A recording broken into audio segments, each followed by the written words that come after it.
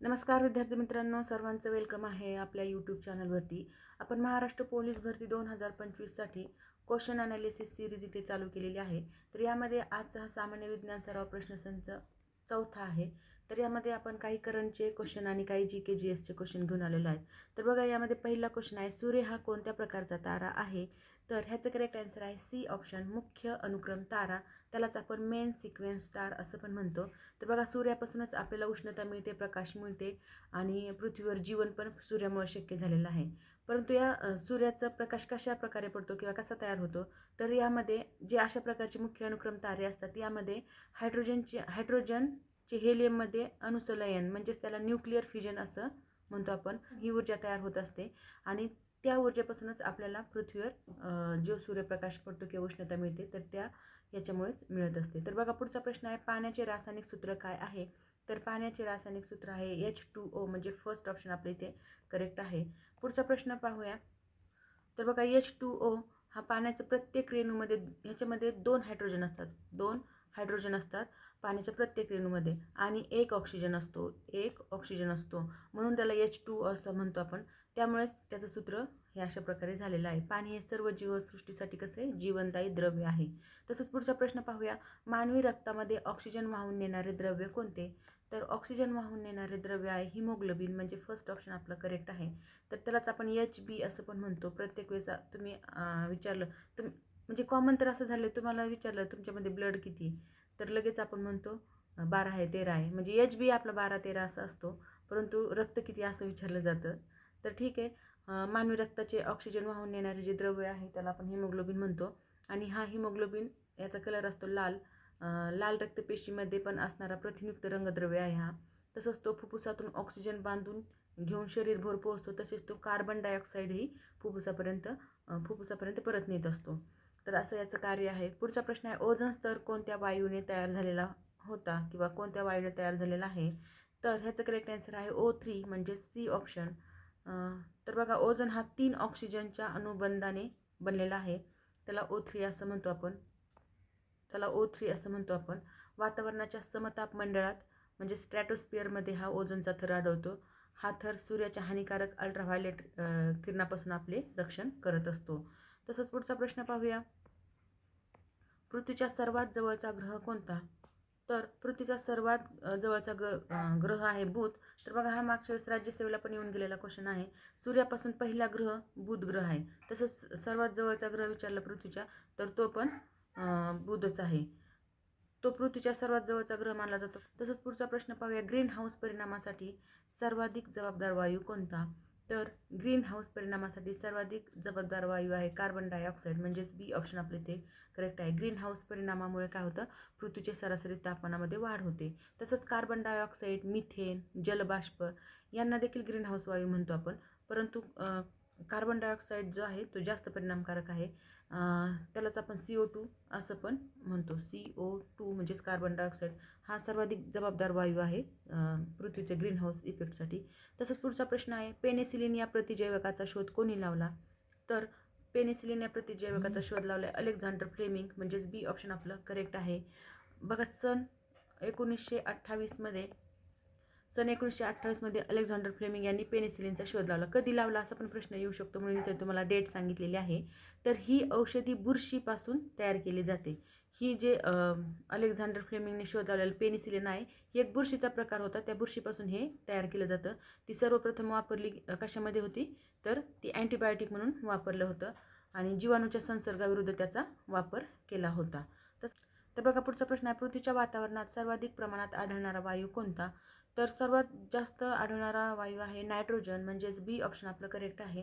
पृथ्वीच्या वातावरणामध्ये सुमारे 78%, 78% काय नायट्रोजन आहे आणि ओन्ली 21% ऑक्सिजन आणि राहिलेलं जे आहे 0.03 कार्बन डायऑक्साईड आणि इतर वायू आढळतात.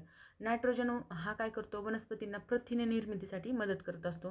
नायट्रोजन खूप इम्पॉर्टंट आहे, त्यामुळे 78% प्रमाण त्याचं पृथ्वीच्या वातावरणात आढळून येतं. हा प्रमाण खूपदा विचारलेलं आहे, किती टक्के प्रमाण आहे हे पण विचारलेलं आहे आणि कोणता वायू आहे हे पण विचारलेलं आहे. पुढचा प्रश्न आहे, पेशीतील शक्तिग्रह म्हणजे पॉवर हाऊस म्हणून कोण ओळखले जाते? तर बघा, पॉवर हाऊस म्हणून कोणाची ओळख आहे? तर त्याचं करेक्ट आन्सर आहे मायटोकॉन्ड्रिया, म्हणजेच सी ऑप्शन आपलं इथे करेक्ट आहे. मायटोकॉन्ड्रिया काय करतो, हे पेशीमध्ये ऊर्जा तयार करणारे एक सूक्ष्म अंग आहे आणि ते ग्लुकोजचे विघटन करून ATP मध्ये ऊर्जा निर्माण करते. ATP म्हणजे काय, अँडेनोसाईन ट्रायफॉस्फेट. हे ATPचा पण लॉंग फॉर्म विचारलेला आहे खूपदा. ATP म्हणजे काय, तर ते पण लक्षात असू द्या. म्हणून त्याला power house of the cell म्हटलं जातं. पुढचा प्रश्न पाहूया. बघा आपण इथे सायन्सचे पण क्वेश्चन कव्हर केलेले आहेत. तर बघा DNA पूर्ण रूप काय आहे, तर DNA पूर्ण रूप आहे डीऑक्सिरायबोन्यूक्लिक ॲसिड, म्हणजेच फर्स्ट ऑप्शन आपलं इथं करेक्ट आहे. DNA डीऑक्सिरायबोन्यूक्लिक ॲसिड हे आपल्या पेशीमध्ये असते आणि त्यात वंश परंपरेची म्हणजे जेनेटिकची माहिती साठवलेली असते, जसं की जीवाचा रंग, उंची, गुणवैशिष्ट्ये, ही माहिती आपल्याला DNA द्वारे एका पिढीकडून दुसऱ्या पिढीकडे मिळत असते. DNA खूप इम्पॉर्टंट असतो. पुढचा प्रश्न पाहूया. भारतात ग्रीन रिव्होल्यूशन म्हणजेच हरित क्रांती कशाशी संबंधित होती, तर ग्रीन रिव्होल्यूशन हे अन्नधान्य उत्पादनाशी संबंधित होती, म्हणजे सी ऑप्शन आपलं करेक्ट आहे, धान्य उत्पादन. हरित क्रांती कधी झाली होती, तर 1965 मध्ये ही झाली होती. हे पण प्रश्न विचारला जाऊ शकतो आणि ही प्रामुख्याने गहू आणि तांदळाच्या उत्पादनासाठी झाली होती. हे गहू आणि तांदूळ या 2 उत्पादनासाठी झाली होती. नंतर ती वाढत गेली. उच्च उत्पादनक्षम बियाणे, रासायनिक खते, सिंचन, यांत्रिकीकरणामुळे धान्य उत्पादनात झपाट्याने वाढ झाली होती.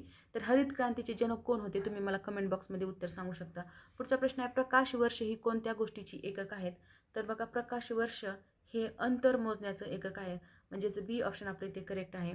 प्रकाश एका सेकंदात सुमारे 3 लाख किलोमीटर वेगाने जातो. किती, 3 लाख किलोमीटर वेगाने जात असतो आणि तो एका वर्षात जेवढे अंतर पार करतो त्याला आपण प्रकाश वर्ष किंवा लाईट इयर असं म्हणतो. आणि हे वेळ किंवा वेगाचे नव्हे तर अंतराचे एकक आहे, अंतर मोजण्याचं एकक हे प्रकाश वर्ष आहे. तसंच पुढचा प्रश्न आहे, मानवी शरीरात किती हाडे असतात, तर बघा हा पण एक्झामला मागच्या वेळेस राज्यसेवेला येऊन गेलेला आहे. तर मानवी शरीरात किती हाडे असतात, 206 हाडे असतात, म्हणजे फर्स्ट ऑप्शन आपलं करेक्ट आहे. प्रौढ मानवी शरीरामध्ये एकूण 206 हाडे असतात, मात्र लहान बाळामध्ये किती असतात, तर 300 हाडे असतात. 300 हाडे लहान बाळामध्ये असतात. काय होतं, हे जे 300 हाडे असतात ते वाढ होती ना बाळाची, तशी तशी ते हाडे जुळून येतात, म्हणून त्याच्यामध्ये जास्त हाडांचं प्रमाण असतं. पुढचा प्रश्न पाहूया. सूर्यप्रकाशाच्या स्पेक्ट्रममध्ये कोणत्या रंगाची तरंगलांबी सर्वात जास्त असते, तर ह्याचं करेक्ट आन्सर आहे रेड. तर बघा फर्स्ट ऑप्शन आपलं करेक्ट आहे. सूर्यप्रकाशाचा जो स्पेक्ट्रम असतो त्याच्यामध्ये 7 रंग असतात आणि त्या रंगापैकी लाल रंगाची तरंगलांबी सर्वात जास्त आहे. प्रकाशात जांभळ्या रंगाची तरंगलांबी सर्वात कमी असते, जवळपास किती असते, तर सुमारे 400 nm एवढी ही असते. आणि लाल रंगाची सर्वाधिक असते, म्हणजे जवळपास किती असते, तर ती असते 700 nm. त्यामुळे संध्याकाळी आपल्याला काय होतं, सूर्योदयाच्या वेळी सूर्यास्ताच्या वेळी आकाश लालसर दिसते. तर बघा पुढचा प्रश्न आहे, मानवी हृदयात एकूण किती कप्पे म्हणजे चेंबर असतात, तर मानवी हृदयात एकूण 4 चेंबर्स असतात. हे सी ऑप्शन आपलं करेक्ट आहे. तर बघा 2 असतात ॲट्रिया, त्याला अलिंद असं म्हणतो, अलिंद, आणि 2 असतात निलय, त्याला पण व्हेंट्रिकल्स असं म्हणतो. एकूण 4 कप्पे ही मानवी हृदयात असतात आणि ही रक्ताचा योग्य प्रकारे प्रवाह निर्माण करत असते, किंवा शुद्ध रक्त, अशुद्ध रक्त, अशा प्रकारे ही 4 कप्पे असतात. तसंच पुढचा प्रश्न पाहूया. द्रवरूप हायड्रोजन शोधणारा शास्त्रज्ञ कोण, तर द्रवरूप हायड्रोजन शोधणारा शास्त्रज्ञ आहे जेम्स ड्युअर, म्हणजेच सी ऑप्शन आपले ते करेक्ट आहे. जेम्स ड्युअर हा स्कॉटिश शास्त्रज्ञ आहे. यांनी 1898 मध्ये, कधी, तर 1898 मध्ये हायड्रोजन द्रवरूपात परिवर्तित केला होता आणि त्यांच्या नावावरूनच त्याला ड्युअर फ्लॅक्स म्हणजे थर्मक्स प्रसिद्ध म्हणजे असं म्हटलं जातं. पुढचा प्रश्न आहे, क्लोरोफिल हा कोणत्या रंगाचा असतो, तर बघा क्लोरोफिल हा वनस्पतीमध्ये असलेल्या हिरव्या रंगाचा वर्णद्रव्य आहे. तो सूर्यप्रकाशातील लाल व निळ्या रंगाचे किरण शोषून प्रकाश संश्लेषण घडून आणत असतो. तसंच पुढचा प्रश्न आहे, मलेरिया कोणत्या परजीवीमुळे होतो, तर मलेरिया हा फर्स्ट ऑप्शन आपलं करेक्ट आहे, प्लाझ्मोडियममुळे होतो. मलेरिया प्लाझ्मोडियम नावाचा जो प्रोटोझोआ असतो, हा काय असतो, तर हा प्रोटोझोआ असतो आणि यामुळे हा होतो. हा रोग ॲनाफिलिस नावाच्या डासाद्वारे याचा प्रसार होत असतो. पुढचा प्रश्न आहे, द्रव अवस्थेत असलेले एकमेव धातू कोणते, तर द्रव अवस्थेत असलेले एकमेव धातू आहे पारा, म्हणजेच त्याला मर्क्युरी असं पण म्हणतो आपण, म्हणजे बी ऑप्शन आहे. तर बघा पारा जो आहे हा एकमेव धातू आहे जो साधारण तापमानाला पण द्रवरूपात आढळतो, त्याला आपण रूम टेम्परेचरमध्ये पण म्हणतो. तर तो थर्मामीटर तसंच दाबमापक जे असतं यामध्ये आपण त्याचा वापर करतो. पुढचा प्रश्न पाहूया. पृथ्वीवर जीवनासाठी आवश्यक असणारा प्रमुख वायू कोणता? तर ह्याचं करेक्ट आन्सर आहे ऑक्सिजन. आत्ताच्या क्वेश्चनमध्ये आपण ऑक्सिजनचं प्रमाण पाहिलं होतं. 21% ऑक्सिजन आपल्या पृथ्वी तलावर असतं. तर ऑक्सिजन हे जीवनासाठी आवश्यक आहे. प्राणी तसंच मानव श्वसनासाठी ऑक्सिजन वापरतो. तो काय करतो? रक्तातील ग्लुकोजचे ऑक्सीकरण करून ऊर्जा निर्माण करतो. त्यामुळे जीवनासाठी हा वायू कसा आहे? सर्वात महत्त्वाचा आहे. तर बघा मित्रांनो, अशा प्रकारे अगदी इम्पॉर्टंट क्वेश्चन आपण इथे घेतलेले आहेत, जे की सर्व एक्झामसाठी खूप इम्पॉर्टंट आहेत. तर हा व्हिडिओ कसा वाटला ते नक्की कमेंट बॉक्समध्ये कळवा आणि अशाच प्रकारचे माहितीपूर्ण प्रश्नांचे व्हिडिओ पाहण्यासाठी आपल्या चॅनलला लाईक, शेअर आणि सबस्क्राईब करा. Thank you very much.